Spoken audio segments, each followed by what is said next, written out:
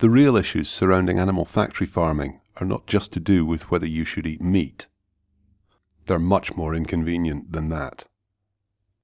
The world isn't getting any bigger, but the number of people who live in it is. One of the biggest challenges we face is to feed the world. But with ever-increasing demand, traditional farming methods are being replaced by a new industrial model, the factory farm. This new farming concept has dramatically increased food production and reduced prices for consumers, which seems like a good thing.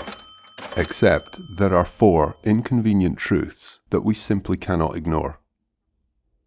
Factory farming consumes 80% of the United States production of antibiotics, 80% of which is used on healthy animals. Passed up the food chain, these antibiotics are generating highly resistant bacteria which can kill humans and animals alike.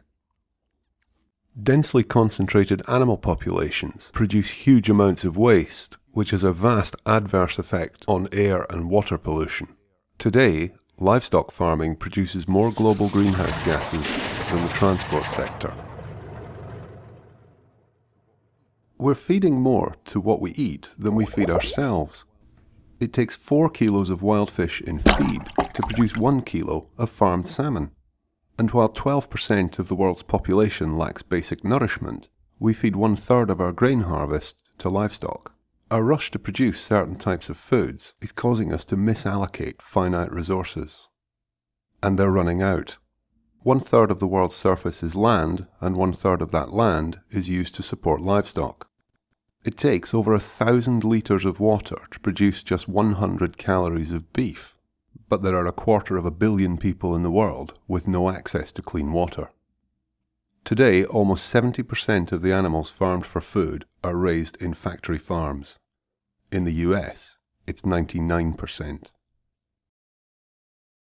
Factory farming never looked a great deal for the animals, but these 4 inconvenient truths demonstrate that it has profound and lasting implications for both humans and the world we live in. These truths are not just about animal welfare or whether you should or shouldn't eat meat.